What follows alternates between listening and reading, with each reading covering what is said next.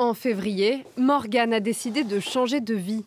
Cette Parisienne travaillait dans un bureau d'études spécialisé dans les télécoms. Après plusieurs années de doute, elle a choisi de quitter son poste. Plusieurs fois, j'ai eu envie de partir. À chaque fois, on a fait changer mon poste et on m'a donné de nouvelles responsabilités, ce qui restait intéressant, mais pas suffisamment pour me donner envie de poursuivre dans un domaine qui ne m'intéressait pas. Selon un sondage réalisé en juin, 34% des salariés français sont en burn-out, soit 3 fois le niveau avant Covid. Il y avait des phases où j'étais hyper stressée, complètement désabusée, et les semaines passent et tu te rends compte que ça fait 6 mois et hop, ça revient. C'est un souci de santé personnelle qui m'a fait réaliser que ça valait pas le coup, quoi. Elle cherche désormais une formation pour se reconvertir et devenir libraire. Comme Morgane, François a lui aussi osé quitter son poste. Après 25 ans passés en tant que salarié, cet expert en communication et en conseil s'est lancé à son compte. Montre-moi un peu, voilà, l'axe. Ouais. Ok, donc l'axe d'Arthur. J'avais une rémunération très confortable, de salariés, donc voilà, dans une boîte dans laquelle j'étais depuis 12 ans, donc le risque était nul ou quasi nul. Enfin, et évidemment, quand on crée une boîte du jour au lendemain, le revenu est complètement incertain. C'est quand même un grand saut dans le vide, quoi, ça c'est sûr. Après 1 an et demi, son entreprise s'est développée et emploie maintenant 7 personnes. Avant de sauter le pas, François s'est appuyé sur un collectif appelé Postadem. Il a participé à une formation spéciale. C'est un programme d'accompagnement qui accompagne pendant 3 mois un porteur de projet à définir justement son projet et à tout faire pour le faire exister réellement. Manon Gaillet est coach pour Postadem. D'après elle, plusieurs centaines de personnes ont déjà participé au programme. La rentrée est intense, je pense que pour toi aussi. Pareil pour nous, ouais. Le boom, en fait, il est arrivé même pendant le Covid.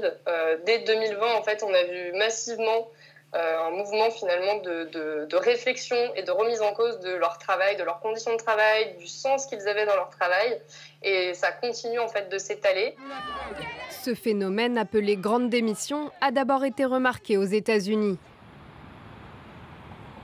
4,5 millions d'Américains ont quitté leur poste pour le seul mois de novembre 2021, un record absolu. En France, la DARES, une des antennes du ministère du Travail, a observé un pic de démissions au début de l'année. Au premier trimestre 2022, on a constaté 520 000 démissions sur l'ensemble de la France, dont 470 000 qui venaient de CDI. C'est un niveau qui est historiquement haut, qui n'avait jamais été constaté. Le taux de démission rapporté au nombre d'emplois est, lui, au plus haut depuis 2008. Selon la DARES, les Français reviennent rapidement sur le marché du travail. Ils profitent seulement d'une économie dynamique. Le marché du travail est un peu plus favorable aux salariés, puisque la demande est forte. Ils peuvent négocier leurs conditions de travail, leur salaire.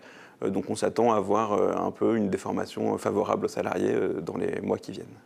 Dans certains secteurs moins attractifs, ces concessions des employeurs ne sont pas suffisantes. Suite à la grande démission, la restauration a conclu un accord de branche pour augmenter les salaires. Malgré cela, 200 000 salariés manquent à l'appel. Alexandre est le gérant de cette brasserie parisienne. Aujourd'hui, une serveuse est malade. Ce matin, il manque quelqu'un, donc je suis obligé de faire le service. Voilà, un peu de sport, on retourne aux sources. Chocolat chaud, combien? Il cherche à embaucher des serveurs supplémentaires. On partirait sur 2, mais avant la saison au printemps, on était sur une capacité de 3 saisonniers qu'on n'a pas vu et qu'on avait les années auparavant, avant le Covid. Selon Alexandre, difficile d'embaucher dans ce contexte de grande démission. Les serveurs font jouer leur salaire pour pouvoir trouver d'autres maisons qui payent plus. Mais encore une fois, ces personnes-là, il faut les remplacer. Et aujourd'hui, on ne peut pas les remplacer parce qu'on n'a pas de profil qui se présente. Donc on fait tout pour garder l'équipe qu'on a en place. On augmente les salaires, on essaye de réorganiser le travail. Un Français sur 3 songerait en ce moment à quitter son poste. Avec près de 200 000 emplois créés depuis le début de l'année, le marché reste dynamique. Mais la crise énergétique pourrait mettre un coup d'arrêt à cette vague de démissions. Pour 2023, la Banque de France envisage une récession comme un scénario possible.